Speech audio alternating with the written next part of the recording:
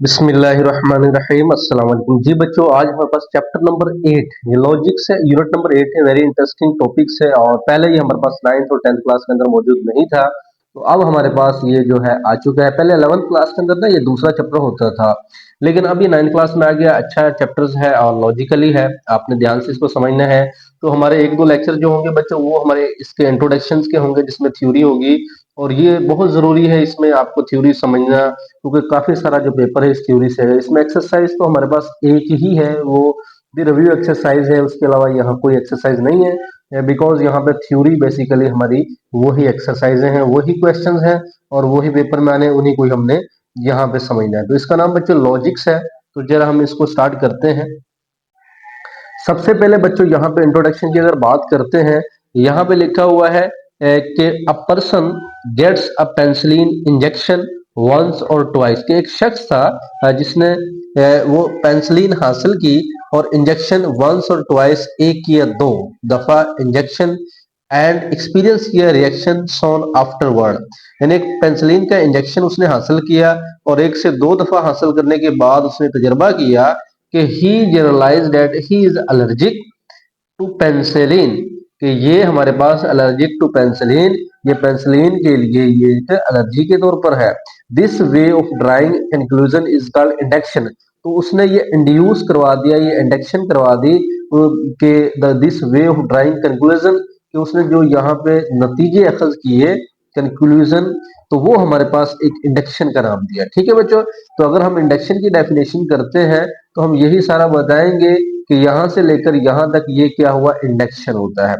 अब दूसरे नंबर पर इंडक्शन की डेफिनेशन के बाद हमारे पास होता है इंडक्टिव रीजनिंग। इंडक्टिव रीजनिंग जो है is helpful in natural science, यानी कुदरती जो साइंस है, जो रोजमर्रा जिंदगी में यूज कर रहे हैं। हमारे पास जो साइंस है, जो पूरी कायनात के अंदर इस्तेमालात के अंदर मौजूद है, वही हम नेचुरल साइंस के अखज करेंगे। Where we must depend upon a repeated experiment और ऑब्जर्वेशन। कहना वेयर, जहां के वी मस्ट डिपेंड अपॉन, हम उस पर लाजमी डिपेंड करते हैं, उस पर मुनहसर होता है, उसके बगैर हमारा गुजारा नहीं है, उस पर हमने डिपेंड करना है। ठीक है जी बच्चों, वो रिपीटेड एक्सपेरिमेंट हो जाए, चाहे बार बार आप एक्सपेरिमेंट करो, बार बार ऑब्जर्वेशन करो, तो वो हमारे पास सारा इसके अंदर आ जाएगा। ठीक है बच्चों, ये चीजें आपने याद रखें जो मैं यहाँ पे मेंशन कर रहा हूँ। अब यहाँ पे अगर हम बात करते हैं ये वाला टॉपिक से अंदर कहता है the history of logic beam with Aristotle. Aristotle एक साइंटिस्ट था और उसने ये जो लॉजिक ये चैप्टर है उसका हिस्ट्री उसने बताई है। कहता है history of logic begin with Aristotle. के लॉजिक की जो हिस्ट्री है वो किसके साथ शुरू हुई है जी, किसने स्टार्ट की है, अरिस्टोटल ने स्टार्ट की। ओके जी, अब कौन था, who is considered the father of formal logic, यानी वो हमारे पास फॉर्मल लॉजिक का एक बाप था। तो पेपर के अंदर क्वेश्चन आ जाए बच्चों कि फॉर्मल लॉजिक या लॉजिक का फादर कौन है, बाप कौन है, तो किससे समझा जाता है। बाप का मतलब ये है कि जिसने ओरिजिनेट किया, यहाँ से काम स्टार्ट किया है। जैसे यहाँ लॉजिक की हिस्ट्री है ना, ये बिगिन स्टार्ट हुई है, इट्स मीन ये हुआ कि स्टार्ट किसने किया है। तो बच्चों हमारे पास ये कौन था जी, अरिस्टोटल था। ओके जी, क्वेश्चन एक हुआ। फिर कहते हैं डेवलप अ सिस्टम, कि इसने एक सिस्टम को डेवलप किया ऑफ डिडक्टिव रीजनिंग, यानी डिडक्टिव जो डिडक्शन हम यहाँ पढ़ रहे थे, इंडक्शन के बाद डिडक्ट करना, यानी उसके नताइज अखज करना, उसको हम डिडक्शन कहते हैं। और उसे कहते हैं ये सिलोजिस्टिक लॉजिक होती है। अब पेपर में डेफिनेशन आ जाए कि सिलोजिस्टिक लॉजिक क्या होती है, तो हम लिखेंगे कि Aristotle develop a system of deductive reasoning known as syllogistic logic which became the foundation of logical thoughts. यानी जो हमारे लॉजिकल जो सोच की फाउंडेशन है उसको बनाना है, तो वो जो सारा काम होता है वो सिलोजिस्टिक लॉजिक होता है। ओके बच्चों, यहां से आपने इसको करने के बाद उसके बाद आप यहाँ पे आ जाइएगा in 19 century logic advance through the works of George Boole. अब 19 सेंचुरी में क्या किया कि जियोर्ज बोली था, वो डेवलप किया बोलियन अलजेब्रा। तो ये भी अपने माइंड में रखना है किसने किया। तो in 19th century logic advance how the work of George Boole who develop a Boolean algebra. तो जियोर्ज बोली है जी 19th सेंचुरी की बात है। 19th सेंचुरी कौन सी सेंचुरी से, 1901 है, 1902 है, ये हमारे पास 19th सेंचुरी नहीं है। ये कौन सी सेंचुरी है, ये हमारे पास 20th सेंचुरी है। तो 1801 से लेकर 1900 तक ये 19th सेंचुरी बनती है। तब की ये बात है, 1800 से लेकर 1900 तक, ये इसका मतलब है ये उस सदी की बात हो रही है। ओके बच्चों, फिर Gottlob Frege who formulize modern predicate logic. तो बच्चों जॉर्ज बोली ने इस बोलियन अलजेब्रा को डेवलप किया। ये शॉर्ट क्वेश्चन है, एमसीक्यूज आते हैं। गोटलोब फिरेज जो है इसने मॉडर्न जो प्रिडिक्टिव लॉजिकेट है उसको इसने ड्राफ्ट किया है। फिर बर्ट्रैंड रसल है and Alfred North Whitehead है attempt to the reduce mathematician to logic. उसने मैथमेटिक्स को रिड्यूस करके लॉजिक में कन्वर्ट किया इन देयर सेमिनल वर्क, जैसे सेमीफाइनल होता है इस तरह सेमिनल वर्क प्रिंसिपिया मैथमेटिका नाम दिया गया। फिर ये तो 19 सेंचुरी में सारे काम हुए। तीन साइंटिस्ट थे, उन्होंने जॉर्ज बोली था, गोटो फेज था, बर्टनार्ड अल्फ्रेड था। तो लेकिन 20 सेंचुरी में सा द सिग्निफिकेंट प्रोग्रेस, यानी सिग्निफिकेंट मींस एक अहम तरक्की की तरफ लेकर गए with Kurt Gödel who introduce his incompleteness theorem. तो ये इनकम्प्लीटनेस जो थ्योरम्स है उसको इसने इंट्रोड्यूस करवाया। वो कौन था जी? कुर्ट गोडल था। और रीशेपिंग, उसने दोबारा उसको शेप में लेकर आया। Our understanding of mathematical logic, history of logic को उसने यानी कोर्ट गोडल 20 सेंचुरी के अंदर जो लॉजिक की हिस्ट्री है उसको मजीद रीशेप किया, मजीद उसको अंडरस्टैंड करवाया। तो ये इसका काम था। लो बच्चों, अब यहाँ पे कहता हूँ we often the consult lawyers और डॉक्टर्स। हम अक्सर जो कि कंसल्ट करते हैं, वकीलों को लेकर आते हैं या डॉक्टर को लेकर आते हैं। उसके बाद base on their good reputation, base on their good reputation this way of reasoning is drawing conclusion from the premises believe to be true is called deduction. कहता है जो ये, अब जहां से मैं पीछे से आपको बताया कि this way of reasoning drawing conclusion, draw करना, नतीजा खर्च करना, फ्रॉम द प्रीमिसेस बिलीव्ड, यानी इस सारी कंडीशन से वो क्या होनी चाहिए? टू बी ट्रू होनी चाहिए, टू बी ट्रू होनी चाहिए, सच होनी चाहिए। अब बच्चों ये होता है deduction. Example of deduction is all man are mortal. ठीक है जी बच्चों, यानी हमें इस हकीकी यानी बिलीव टू बी ट्रू, यानी हमें सच्चाई का यकीन होना चाहिए। तो जैसे हमें पता होता है कि ऑल मैन आर मोर्टल है, वी आर मैन है, कि हम तमाम इंसान जो है वो मोर्टल है, फानी है। और उसके बाद वी आर मैन, हम आदमी है।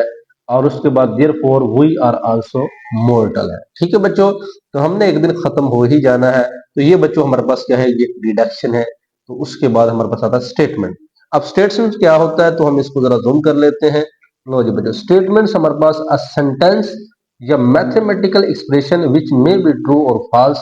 कहता है एक सेंटेंस ऐसा होता है, एक मैथमेटिकल एक्सप्रेशन ऐसी होती है कि हो सकता है वो ट्रू हो सकता है फॉल्स हो, यानी या गलत या सही दोनों मानों में वो हो सकता है। अब ये जरूरी नहीं है कि वो ठीक है या गलत है। जैसे आया कि मैंने लाहौर जाना है, हो सकता है मैं ना गया हूँ, तो फॉल्स हो सकता है, ट्रू हो सकता है, बट नॉट बोथ। हो सकता है दोनों ट्रू हो सकता है दोनों ही फॉल्स हो। तो वो हमारे पास क्या होती है? एक स्टेटमेंट होती है बच्चों। ठीक है जी, स्टेटमेंट की डेफिनेशन आपको याद होनी चाहिए कि स्टेटमेंट्स क्या होती है। तो ये स्टेटमेंट्स है। उसके बाद this is the correct so far mathematical other sciences concern.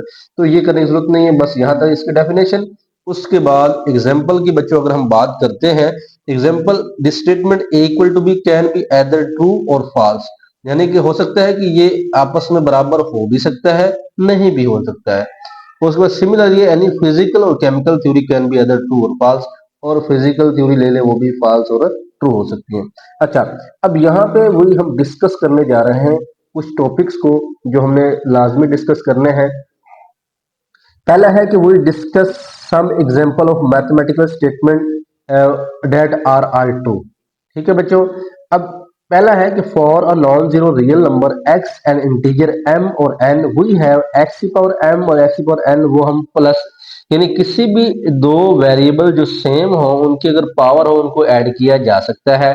शर्त ये है कि variable non zero real number होना चाहिए। ठीक है, ये भी आपको पता चल गया। दूसरे नंबर पर सम ऑफ, जैसे बच्चों ना आप देखें यहाँ पे मैं लिखता हूँ बच्चों कि मैं x की पावर यहाँ पे 3 कर देता हूँ, फॉर एग्जाम्पल x की पावर 3 है, और मैं फिर अगेन जरब करने के बाद 4 कर देता हूँ।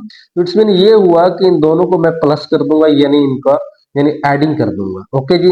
दूसरे नंबर पर है sum of measures of interior angles of a triangle is 180।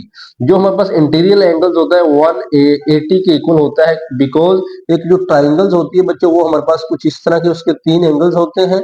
अब हमारे पास ये भी 60 का है, ये भी 60 का है, ये भी 60 का है, ठीक है।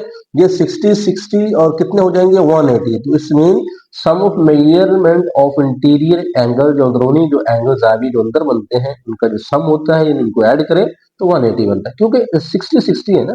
तो वो आपको माइंड में होना चाहिए कि 60 प्लस 60 प्लस 60 180। अच्छा जी, अगर हम बात करते हैं थर्ड की, the circumference of the circle with radius r is 2 pi r. अब बच्चों ये हमारे पास एक सर्कल होता है ऐसे, ठीक है। अब ये सारा इसका क्या है, ये सर्कमफेरेंस है, और यहां से इसका क्या होता है, एक रेडियस होता है। रेडियस चारों तरफ होता है, ठीक है, इधर ले ले इधर ले, ये रेडियस है। तो it's mean circumference of the circle with radius. वैसे तो 2 पाई आर जो है तो याद कर लें, सी इक्वल होता है 2 पाई आर। किसी भी सर्कल का जो रेडियस होता है वो सर्कमफेरेंस होता है 2 पाई आर होता है। ओके बच्चों, और एरिया जो होता है वो तो पाई आर स्क्वायर होता है, वो भी आपको पता होना चाहिए।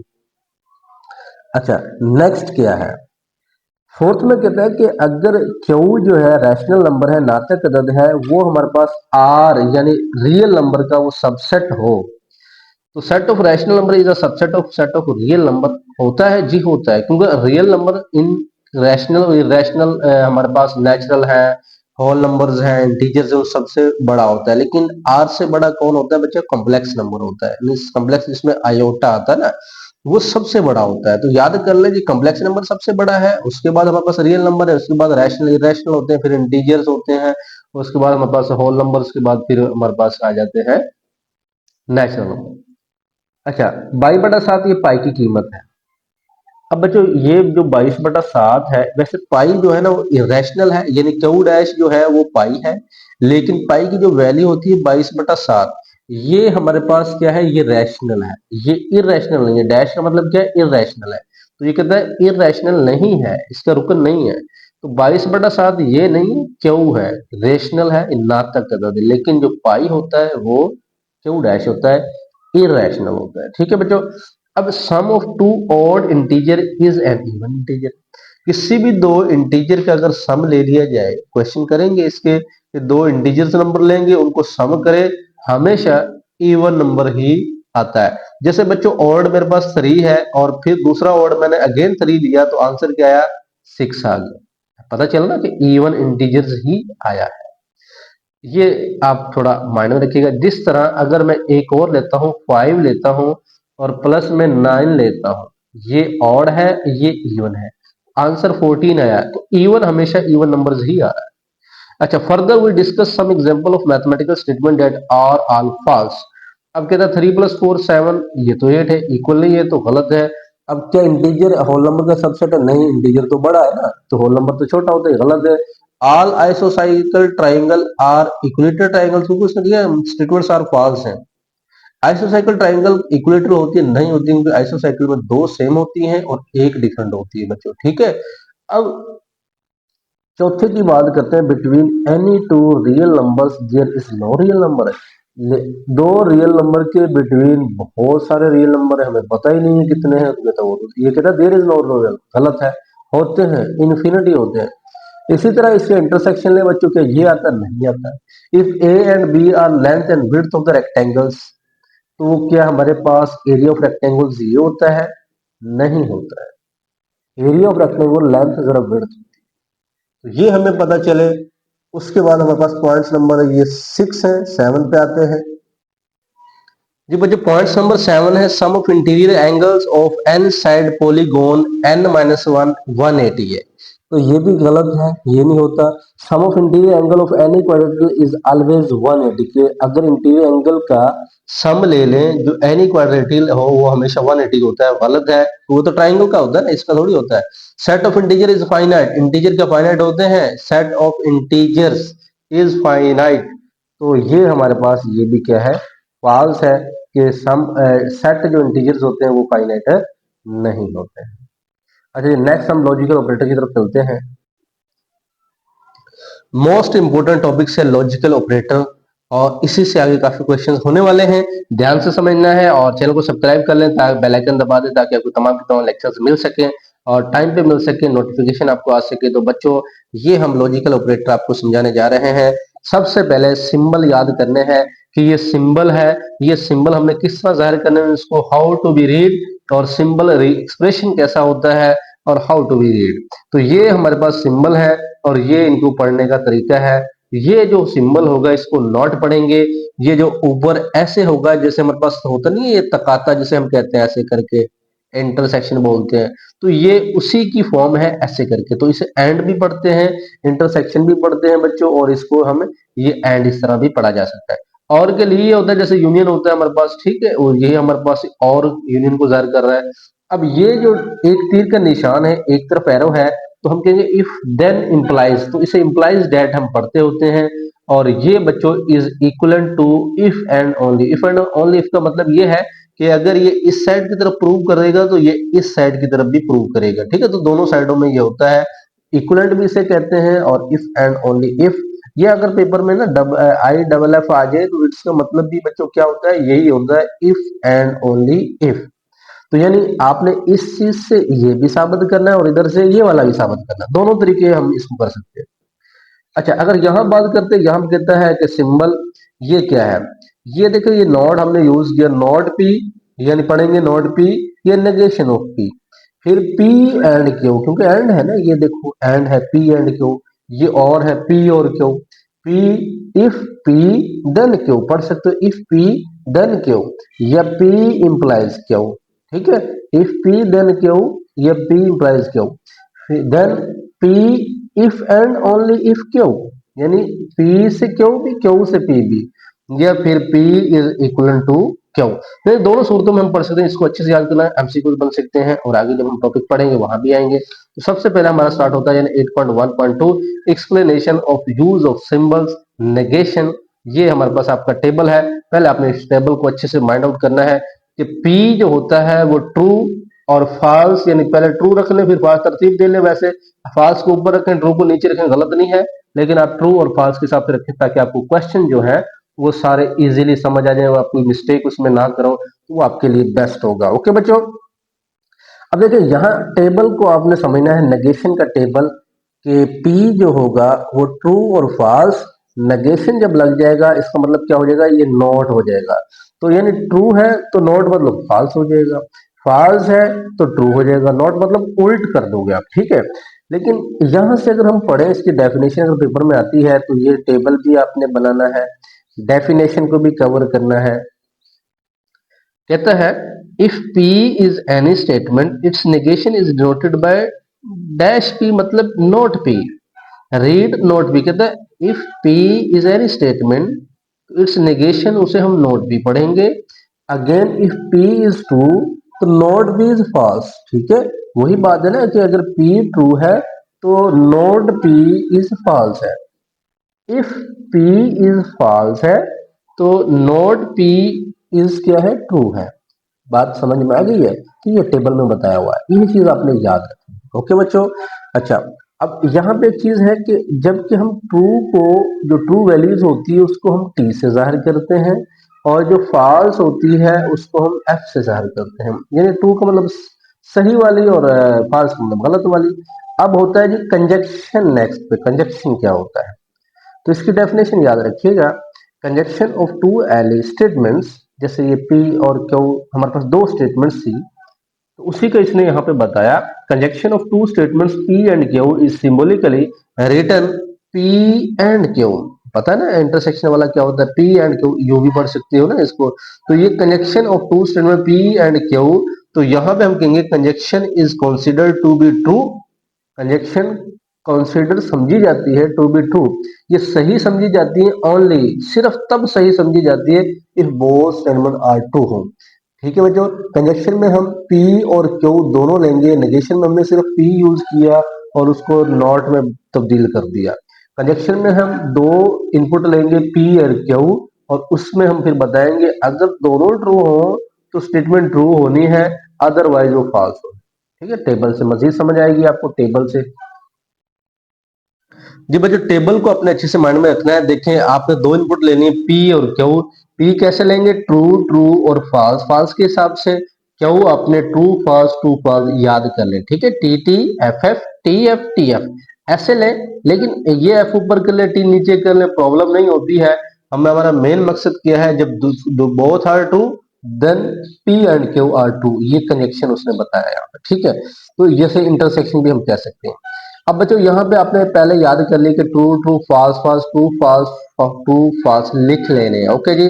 उसके बाद अगला काम क्या है कि पी एंड क्यू कैसे फाइंड आउट करते हैं कि ट्रू और ट्रू हमारे पास ट्रू होगा, और ट्रू और यानी बस एक चीज याद रखें कि अगर ट्रू ट्रू होगा तो वो सही होगा और सब में वो गलत होगा, ठीक है।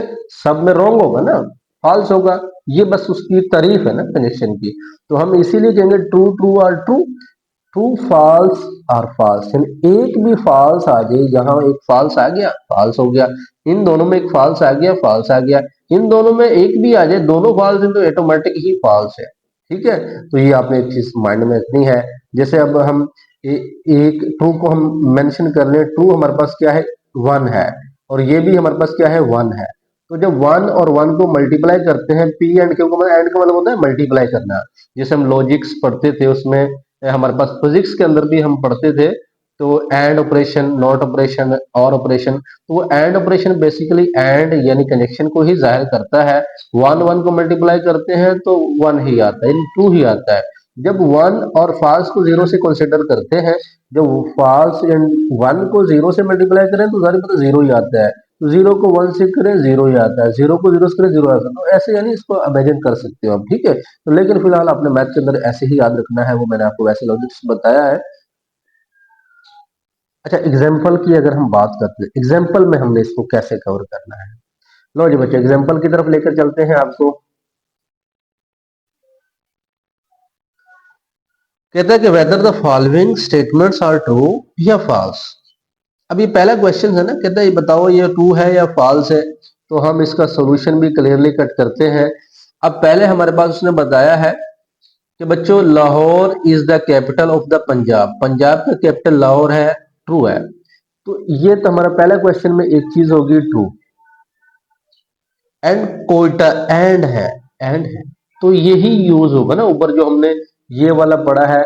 कि देखें बच्चों, पहला जो हमारे पास सवाल है, एक तो हो गया ना ट्रू, क्या हो गया, Lahore is the capital of Punjab, true, ठीक है कैपिटल है।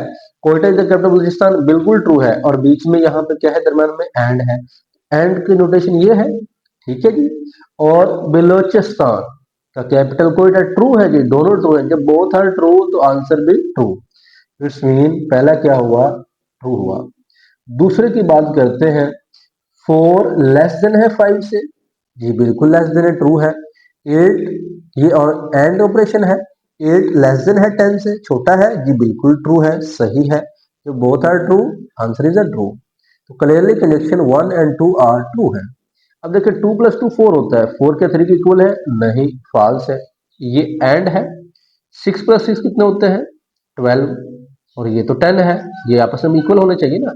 तो ये बच्चों ये दोनों फॉल्स है, तो आंसर फॉल्स ही होता है। तो इस तरह अगर एग्जाम्पल पेपर में दे दी जाए, कोई भी एग्जाम्पल आ जाए, आपने ऐसे ही सोल्व करना है और आएंगे इंशाल्लाह। इंपॉर्टेंट चीजें हैं, ठीक है। यही तो चीज होती है कि कनेक्शन में एंड में कैसे हमने इसको देखना होता है। तो यही चीज आपने माइंड में रखनी है जो मैं आपको समझा रहा हूँ। अच्छे से ये टॉपिक्स क्लियर करने हैं बच्चों आपने। अब हमारे पास आता है डिसजंक्शन। क्या आता है, डिसजंक्शन। अब disjunction of P and Q, अब कंजक्शन पड़ा। डिसजंक्शन, कंजक्शन को हम कहते हैं बच्चों इंटरसेक्शन, तकाता। डिसजंक्शन हमारे पास आ जाएगा यूनियन, यानी जैसे यू यूनियन होता है ना, ऐसे ही उसको हम डिसजंक्शन पढ़ेंगे। टेबल याद करें, टेबल को देखिए, तारीफ खुद ब खुद हो जाती है।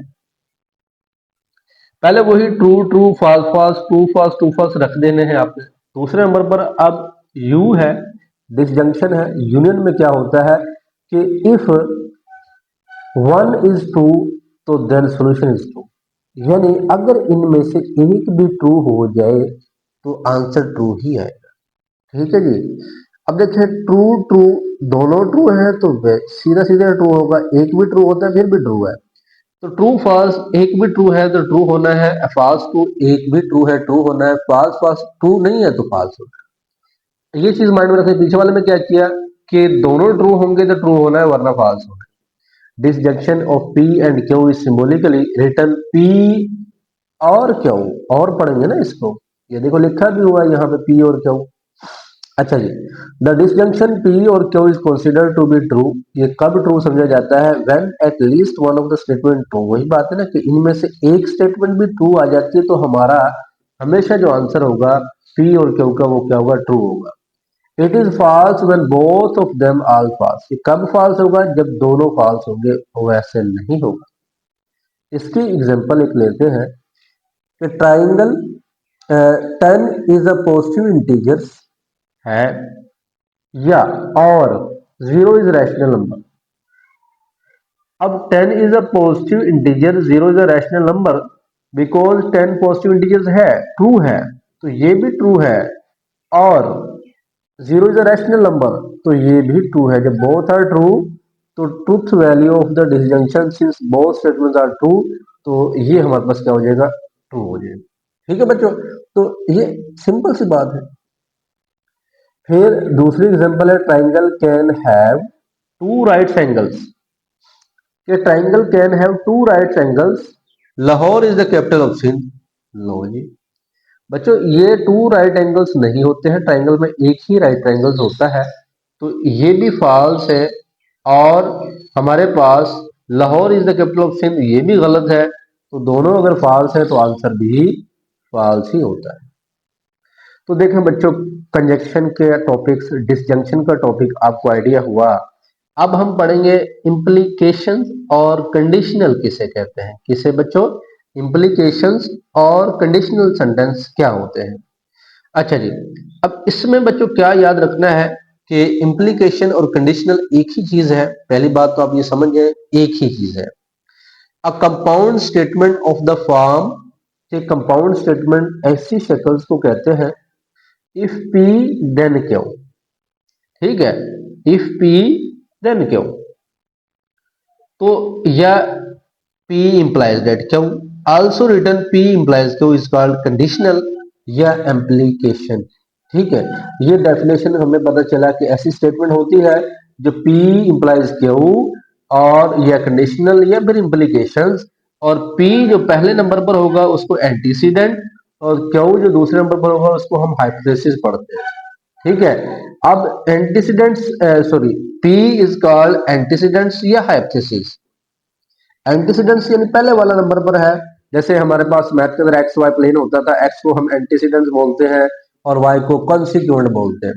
इसी तरह पहले नंबर पर पी है तो एंटीसीडेंट्स या हाइपोथेसिस मुशाहदा करना, एंड क्यू जो है वो कॉन्सिक्वेंट जैसे वाई को बोलते थे, जो पॉइंट्स होते थे ना पी ऑफ एक्स वाई। और इसी तरह इसको हम कंक्लूजन बोलेंगे। कंक्लूजन क्या होता है? तो बच्चों फिर अगर बात करते हैं कि देखें ट्रू, और ये तो लिख लिया ना आपने, जैसे लिखना होता है कि ट्रू ट्रू फॉल्स फॉल्स और ट्रू फॉल्स ट्रू फॉल्स। अब देखिए बोथ आर ट्रू तो देन ट्रू होगा। ठीक है, अब यहाँ पे ट्रू फॉल्स जो सेकंड वाला फॉल्स हो जाएगा तो वही फॉल्स होगा। ठीक है जी, यानी आपका कॉन्सिक्वेंट यानी कंक्लूजन अगर फॉल्स निकलता है तो फॉल्स आंसर आएगा, कंक्लूजन ट्रू निकलता है तो आपका ट्रू आंसर आएगा, और अगर दोनों फॉल्स होंगे तो फिर आपका यानी ट्रू आएगा। या आप ऐसे याद कर लें कि हमारे पास ये होता है कि आपके पास यहाँ पे अगर both are true then true हो। ठीक है, अगर both are false then true होगा ये भी। अब यहाँ पे जो कहता है conditional is regarded as a false, याद रखना है कि कंडीशनल में क्या होता है? फॉल्स कब होता है? Only when the antecedent is true और कंसीक्वेंट इज फॉल्स। यानी तब ही फॉल्स होता है जब एंटीसीडेंट ट्रू हो और कंसीक्वेंट क्या हो? फॉल्स हो। तो ये प्रॉपर है डेफिनेशन कि कब इसे फॉल्स समझा जाता है? व्हेन एंटीसीडेंट इज ट्रू और कंसीक्वेंट इज क्या है? फॉल्स। तो देखें ये एंटीसीडेंट ट्रू है और कंसीक्वेंट क्या है? फॉल्स है, तो फॉल्स है, अदरवाइज सारे क्या है? ट्रू है। ठीक है, ये आप ऐसे याद कर ले टोटका कि अगर यहाँ पे लास्ट पे ट्रू है तो ट्रू है, लास्ट पे फॉल्स है तो फॉल्स है, लास्ट पे तो ट्रू है तो ट्रू है, और लास्ट पे फॉल्स है लेकिन ये दोनों फॉल्स है तो अगेन ट्रू है। ऐसे नहीं होता। तो आप अकॉर्डिंग टू द डेफिनेशन कि अगर एंटीसीडेंट ट्रू हो, कंसिक्वेंट फॉल्स हो, तो ये आंसर क्या आएगा? फॉल्स है। दूसरे केसेस में टू होगा, कहते हैं ना other cases conditional is constant to true. तो ये चीज आपने माइंड में रखनी है। तो ये है हमारे पास इम्प्लीकेशन और कंडीशनल। इसकी भी कोई एग्जांपल देखते हैं। जी पर जो पेज नंबर हमारे पास 151 पर ये लिखा है कि if a person a lives in Lahore, कि एक शख्स जो है लाहौर में रहता है, then he lives in Pakistan, तो इसका मतलब है कि वो पाकिस्तान में रहता है। तो ये ट्रू है ना कि अगर एक शख्स लाहौर में रहता है तो वो जाहिर बात है पाकिस्तान में रहता है। तो if antecedent is false, a does not live in Lahore, कहता है अगर एंटीसीडेंट हमारा फॉल्स होता तो वो लाहौर में नहीं रहता। It he may still be living in Pakistan, तो वो लोग पाकिस्तान में रहता है, तो जाहिर बात है वो पाकिस्तान में तो रहता है ना। We have no reason to say that he does not live in Pakistan, तो हमारे पास कोई रीजन नहीं है कि वो पाकिस्तान में नहीं रहता है। अगर वो लाहौर में रहता है तो पाकिस्तान में ऑटोमेटिक रहता है। वो कहता है अगर ये फॉल्स हो जाता है कि वो लाहौर में नहीं है तो ऑटोमेटिक वो पाकिस्तान में नहीं है, मतलब पाकिस्तान में हो सकता है। अगर लाहौर में नहीं है तो लिविंग इन पाकिस्तान में हो सकता है, लेकिन रीजन आपके पास नहीं है। हो भी सकता है लाहौर में नहीं है, उसने मेंशन नहीं किया कौन से शहर में है। जब उसने कह दिया लाहौर में नहीं है तो पाकिस्तान में हो भी सकता है और नहीं भी हो सकता है, यानी he may still be living in Pakistan में भी हो सकता है। तो ये हमारे पास ऐसे कंडीशंस होती हैं, इसीलिए हम इसे कहते हैं conditional sentence.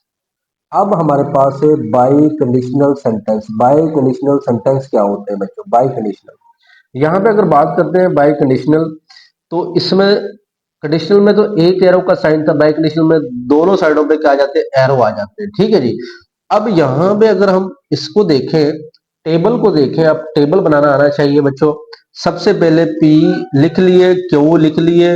P implies Q, जैसे पीछे किया कि अगर एंटीसीडेंट ट्रू है और कंस्टिट्यूएंट फॉल्स है तो फॉल्स होगा, अदरवाइज सारे क्या होंगे? ट्रू होंगे। अब बच्चों क्यू से पी यानी उल्ट भी देखना होता है, क्योंकि हमने इस पे जाना है पी से क्यू, क्यू से पी, जैसे मैंने आपको बताया। तो एक चीज याद रखनी है कि बच्चों की अगर हमने ये तो निकाल लिया, फिर क्यू से पी, इट्स मीन इससे इसको देखना है।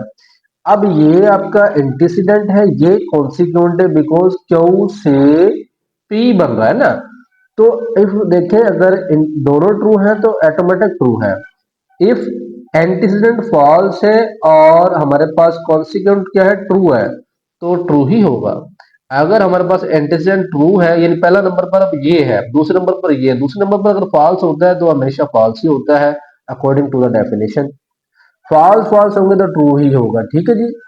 अब इन दोनों को देखना होता है। इफ यहां पे अगर बात करते हैं बच्चों, अगर हमारे पास both are true then true, अगर इसमें से एक भी फॉल्स आ जाता है तो देन फॉल्स है, एक भी फॉल्स आ जाता है तो फॉल्स है। तो ये हमारे पास बाई कंडीशनल के अंदर ये याद रखना है। तो ये चीजें अपनी ना डिफरेंट तरह की है, एंटीसीडेंट में क्या चक्कर है, अब बाई कंडीशनल कंडीशनल क्या है, इस तरह कंजक्शन क्या है और डिसजंक्शन क्या है, अलग अलग चीजें हैं, याद रखनी है। अगर यहाँ पे डेफिनेशन की बात करते हैं कि P और Q is true only when both statement P and Q are true, तो अगर आप बच्चों इससे याद रखें कि देखें अगर P और Q बोथ आर ट्रू है तो ये ट्रू है, तो बोथ आर ट्रू है तो ट्रू है, अदरवाइज ये फॉल्स है। ठीक है। तो ये भी आप डेफिनेशन याद करें कि P कंडीशनल Q, हमारे पास कंडीशन नहीं, biconditional is true only when both statement P और Q are true, both statements P and Q are false. अगर अच्छा फॉल्स तो नहीं है लेकिन कहता है अगर फॉल्स हो दोनों या दोनों ट्रू हो, उस सूरत में ये हमेशा ट्रू होगा। ठीक है ना। तो यहाँ आपने पढ़ा था ना, इधर नीचे अगर देखें तो यहाँ पे अगर बोथ आर फॉल्स तो ट्रू था ना, सिमिलर अगर यहाँ भी बोथ आर फॉल्स आया तो ट्रू हो जाएगा। डेफिनेशन अगर पेपर में आती है, स्टेटमेंट पी से Q, P implies that Q, और एंड है sorry and Q implies that P is shortly return P by conditional Q and is called by conditional, और इक्वलेंस भी इसे पढ़ते हैं जी, बिल्कुल बाई कंडीशनल को हम इक्वलेंस भी पढ़ते हैं। It is read P if, double F वाला मैंने आपको बताया पढ़ सकते हो, या इफ एंड ओनली इफ भी पढ़ सकते हो। लो जी, हमने ये बाई कंडीशनल का टॉपिक पढ़ा। अब हमारे पास यहाँ पे आता है conditional related with given conditional. Conditional related with given conditional का हमने पढ़ना है। तो बच्चों conditional related with given conditional, तो लास्ट वाला टॉपिक से हमारा ये condition by junction ADC true false वाला। तो इंशाल्लाह हम लास्ट वाला टॉपिक्स के बाद फिर इसको एंड करते हैं वीडियो को। उसके बाद इंशाल्लाह नेक्स्ट वीडियो के अंदर आपको जो नेक्स्ट पार्ट है उसको कवर करेंगे। उसके बाद हम एक्सरसाइज 8 पर थर्ड लेक्चर बनाएंगे। तो देखते रहें बच्चों। सबसे पहले यहाँ पे आप चेक करें, ये बहुत इंपॉर्टेंट चीजें हैं, शॉर्ट क्वेश्चन की लाते 11वीं क्लास के अंदर मौजूद थी और वहां ये आती रहती थी। हर दफा पेपर के अंदर ये कह लो कि क्वेश्चन आता है। तो ये आपको साथ साथ इंपॉर्टेंट चीजें भी मैं बताऊंगा, क्या आपने याद करनी, कौन सी डेफिनेशन याद करनी है, अच्छे से रीड डाउन करना है। यहाँ पे लिखा है कि क्यू इंप्लाइज डेट पी, यानी कंडीशन है ना, इज कॉल्ड, इसका अगर कन्वर्स हो जाए बच्चों, कन्वर्स में याद रखिएगा कि पी से ये तो क्यू है ना, let p and q the statements p से क्यू इज गिवन कंडीशन। आपके पास कंडीशन है पी से क्यू, यानी पी से क्यू क्या है, कंडीशंस है। पी से क्यू क्या है, कंडीशंस है। इसका अगर पेपर में कन्वर्स पूछ ले आपसे, कन्वर्स का मतलब है क्यू पी की जगह पे पी क्यू की जगह पे, यानी उल्ट हो जाएगा, जगह बदल जाएगी, यानी चेंज प्लेस। पी क्यू की जगह क्यू पी गया, तो देखे ना, ये कन्वर्स है किसका जी, इसका कन्वर्स है, कन्वर्स ऑफ दिस, यानी दिस पी से क्यू, तो क्यू से पी उल्ट जाएगा। अच्छा, अगर कहता है इनवर्स, इसी पी से क्यू का इनवर्स की बात करें, तो फिर आपने कन्वर्स में तो ये जगह चेंज हो गई, उल्ट गया, लेकिन इनवर्स में आपने नॉट अप्लाई कर देना, जगह नहीं चेंज करनी। ठीक है, जगह नहीं चेंज करनी, आपने सिर्फ नोट लगाना है, साथ में नेगेशन लगाना है। तो not P implies date note Q, ये तरतीब हुई है, लेकिन नोट अप्लाई हो गया। ठीक है बच्चों, पहले इन कन्वर्स के अंदर जगह चेंज हुई, उल्ट गया। इनवर्स, इनवर्स उल्टाना नहीं है, आपने साइन चेंज करना, मतलब नोट अप्लाई करना है। अच्छा, अब है कंट्रापोजिटिव। कंट्रापोजिटिव में क्या है, पी से क्यू का अगर हम मालूम करें तो कंट्रापोजिटिव में ये बोथ आ जाएंगे। ठीक है जी, यानी कन्वर्स भी इनवर्स भी दोनों अप्लाई होंगे। देखें, कन्वर्स अप्लाई करें तो क्यू पी, पी क्यू की जगह, इनवर्स अप्लाई करें तो नॉट। तो वही सीन है कि पी क्यू, क्यू भी पी की जगह पे आया, देखिए क्यू पहले आ गया और पी बाद में आ गया, देखें, और साथ में नोट भी आ गया। वही बात होगी ना कि कन्वर्स में उल्ट भी हो गया और इनवर्स में नेगेशन लग गई, कंट्रापोजिटिव में दोनों अप्लाई हो गए और दोनों जगह भी चेंज और नोट भी अप्लाई। ठीक है, बस ये चीज याद रखनी है। टेबल है, टेबल पे जरा गौर करें, ये तो आपको आगे बनाने आगे टू टू पास पास। Not p, it's mean p का उल्ट लिख दोगे, यानी टू है तो फॉल्स है, टू है तो फॉल्स है, फॉल्स है तो ट्रू है। नोट क्यू, क्यू का उल्ट लिख दोगे। अब कंडीशन की बात करते हैं, पेपर में आता है कंडीशन। तो पी से क्यू, देखें ये है पी से क्यू, अगर both are true then true. अगर हमारे पास इंटीजर ट्रू है और कॉन्सिक्वेंट फॉल्स है तो फॉल्स है, और अदरवाइज हमारे पास सारे क्या है, ट्रू है। ठीक है, यानी अगर कॉन्सिक्वेंट फॉल्स है तो फॉल्स है, अगर हमारे पास एंटीसीडेंट ट्रू है, कॉन्सिक्वेंट फॉल्स है तो फॉल्स है, अदरवाइज सारे क्या है, ट्रू है। तो ये सारे ट्रू है। अब कन्वर्स में क्या है, तो इसका कन्वर्स निकालना है, जगह चेंज करनी है, वो जो हमने ऊपर पढ़ा कन्वर्स, कन्वर्स निकाल रहे ना। तो क्यू से पी, पेपर में सवाल आ जाए ना टेबल बनाओ कन्वर्स का, तो हम ऐसे बनाएंगे, क्यू से पी इसको उल्टा देंगे, तो बच्चों फिर हमने क्यू से पी मालूम करना है। अब आपका एंटीसीडेंट्स क्यू है, कॉन्सिक्वेंस पी है, तो ट्रू ट्रू ट्रू ही होगा। अब फॉल्स और ट्रू, यानी कॉन्सिक्वेंस आपका ट्रू है तो अब ट्रू ही होगा। अब कॉन्सिक्वेंस ये है और एंटीसीडेंट ये है, अगर कॉन्सिक्वेंस फॉल्स हो लेकिन एंटीसीडेंट ट्रू हो तो फॉल्स होगा। ठीक है, बस ये सूरत में फॉल्स आएगा, जैसे यहाँ पे इस सूरत में फॉल्स था, जब ये एंटीसीडेंट था, ये कॉन्सिक्वेंस था तो फॉल्स था। अब ये एंटीसीडेंट है, ये कॉन्सिक्वेंट है, तो फॉल्स ही है, कन्वर्स है ना। अच्छा, इनवर्स में क्या होता है, इनवर्स में इसके ऊपर नॉट अप्लाई करना, मतलब ये रहे ना हमारे पास नॉट पी नॉट क्यू, इसलिए तो फाइंड किए। अब इसकी हमने कंडीशन, यानी वही एफ, ये पी इंप्लाइज डेट क्यू, ये देखो नॉट पी और नॉट क्यू, तो एफ एफ ट्रू होगा, यानी फॉल्स फॉल्स ट्रू होता है ना, और एफ ट्रू, लास्ट वाला ट्रू है तो ट्रू है, ट्रू एफ, लास्ट वाला एफ है तो एफ लगाएंगे। या पहला एंटीसीडेंट को देख ले, ट्रू है, कॉन्स्टेंट फॉल्स है तो फॉल्स ही होगा ना, ट्रू ट्रू ट्रू होगा। अच्छा, कंट्रापोजिटिव में क्या है, कंट्रापोजिटिव में लो जी बच्चों, मुश्किल काम नहीं है। कंट्रापोजिटिव के अंदर हमारे पास क्यू पहले और पी बाद में। ठीक है। अब देखिए क्यू पहले और पी बाद में, क्यू से पी देखना है आपने। फॉल्स फॉल्स है तो ट्रू है, कंडीशन के अंदर ट्रू ही होता है ना, फॉल्स फॉल्स फॉल्स नहीं होता। अब ट्रू फॉल्स है तो कंसीक्वेंस ये है, अब पी है ना, लास्ट वाला कंसीक्वेंस है पी, ट्रू फॉल्स तो फॉल्स होगा, तो बाकी सारे क्या होंगे, ट्रू होंगे। ठीक है, तो ये हमारा कंसेप्ट था। इसकी एग्जांपल भी देख लेते हैं बच्चों।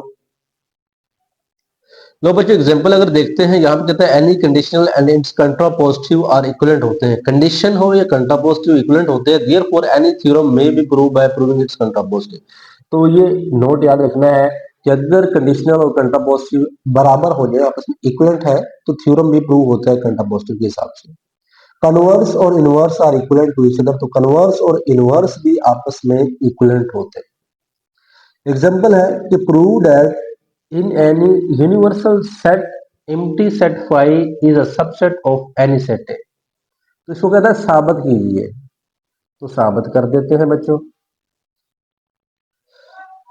अब यूनिवर्सल सेट क्या है, लेट करेंगे, एक हमारे पास एक यूनिवर्सल सेट है U be a universal set, consider the condition, condition हम अप्लाई करेंगे कि बच्चों फॉर ऑल तमाम के लिए x, अगर हम कोई नंबर्स ले लें, वेरिएबल ले लें, वो U में से हो, ठीक है, यूनिवर्सल सेट में से हो, और x बिलोंग कर रहा हो फाई को। ये कैसे पता चला, वो कहता है empty set phi is a subset of any set a. तो कोई सबसेट, हमने कोई सेट था हमारे पास ए, तो उसका सबसेट कहता है फाई है। तो जो हमारे पास कहता है कि x जो है वो बिलोंग कर रहा है फाई, यानी एक एम्प्टी सेट है फाई, तो x उसमें बिलोंग कर गया, तो इंप्लाइज दैट, यानी कंडीशन अप्लाई होती है, तो x बिलोंग करेगा ए में, बिकॉज ए जो सेट है, यानी empty set is a subset of A है ना, तो इस मीन ये हुआ कि एम्प्टी सेट जो है वो सबसेट है किसका जी, ए का। जब एम्प्टी सेट सबसेट है ए का, तो अगर हम इस एम्प्टी सेट में से यानी x उठा लें, इसमें से x उठा लें, तो जब ये इसका सबसेट है तो x भी a का क्या होगा, रुकन होगा ना। यानी x अगर इसका रुकन है, इसका इसमें बिलोंग कर रहा है, तो ये इसका सबसेट है, तो इट्स मीन ये भी इसका रुकन ही होगा। जारी बात है ना, ये जब हम इसमें से उठाएंगे तो इसके जो रुकन होंगे तो वो इसी के ही तो होंगे ना। इसीलिए यहाँ पे लिखा है कि अगर यूनिवर्सल सेट से x ले लें और वही एम्प्टी सेट का हमारे पास हो, एम्प्टी सेट तो पहले खाली है ना, वैसे वो कहता है अगर हो तो वो a में होगा। Antecedents of this conditional is false, क्योंकि एंटीसीडेंट्स जो है ये हमेशा क्या है, फॉल्स है, ठीक है ना। क्योंकि हमारे पास यूनिवर्सल सेट से तो यहाँ पे है, लेकिन ये एम्प्टी सेट से ये x जो है ये मौजूद नहीं है, because no x belong to u। अब x एम्प्टी सेट से लिया गया है, तो x जो है वो एम्प्टी में तो है ही नहीं है ना, जब एम्प्टी तो खाली है, तो इट्स मीन x जो है वो इस u में भी नहीं है। तो no x belong to u is the number of phi, ये फाई का नंबर है, इसीलिए ये यूनिवर्सल का हो नहीं सकता, क्योंकि फाई तो खाली सेट है। तो कंडीशनल जो है वो हमारे पास ट्रू है, बिकॉज ये भी फॉल्स हुआ, ये भी फॉल्स हुआ, क्योंकि x ना तो u में है और ना ही फाई में है, तो इट्स मीन ये हमारे पास कंडीशन क्या होगी, ट्रू होगी। अब इसकी एग्जांपल एक सवाल दिया हुआ है कि P implies Q and P, और ये एक कंडीशन दूसरी है कि ये हमारे पास ये हो, तो आप एक टेबल बनाए, आपके पास P और Q है, आपने P और Q लिख लेना है। फिर आपके पास इसको आप चेक करें कि ये है हमारे पास, इसको बना लीजिएगा, बाकी निकालना तो आपको समझ आ गई कि हमने इसको कैसे करना होता है। फिर बच्चों अब P से Q जब बन गया तो इसको भी एडजस्ट करेंगे ना, हम इसको एडजस्ट करेंगे, तो फिर हम ये पूरी लिख देंगे P implies Q and P। तो P इंप्लाइज Q ये है और P हमारा ये है, तो इसको इसके हिसाब से, यानी इसको इसके हिसाब से एंड अप्लाई करेंगे। T T है तो T होगा, F T होगा तो F होगा, तो एंड में हमने पढ़ा ना, एक भी फॉल्स हो जाए तो फॉल्स ही होता है। अच्छा, जब इसकी बात आती है तो बच्चों देखो P और Q यही वाला एंड P यही वाला, साथ में हम इम्प्लाइज दैट Q लगा देंगे, इसको फिर हम इस Q के हिसाब से देखेंगे, ट्रू ट्रू और ट्रू होगा, और F F ट्रू होगा, क्योंकि कंडीशन है ना, कंडीशन है। तो इस तरह F ट्रू ट्रू होगा, लेकिन F F फिर अगेन ट्रू होगा, तो एक टोटोलॉजी बन जाती है। तो ये अगर सारे हमारे पास ट्रू हो जाए तो इसे हम कहते हैं टोटोलॉजी। ठीक है। तो ये पहले हमारे पास 11th क्लास के अंदर मौजूद था। तो जब बहुत सारे ही ट्रू ट्रू हो, यानी ऑल अगर हमारे पास ट्रू होते हैं तो उसे हम टटालॉजी कहते होते हैं बच्चों, ठीक है। ये टटालॉजी होता है। इसका अब्सर्डिटी में बच्चों, अब्सर्डिटी में सारे ही फॉल्स होते हैं, ठीक है। तो ये भी आप याद रखना है। तो ये हमारे पास चीजें मौजूद हैं। तो नेक्स्ट इंशाल्लाह मिलते हैं, मैथमेटिकल प्रूफ इसका अगेन स्टार्ट करेंगे। तो आज तक के लिए इतना ही, हमें दुआओं में याद रखिएगा। अल्लाह हाफिज।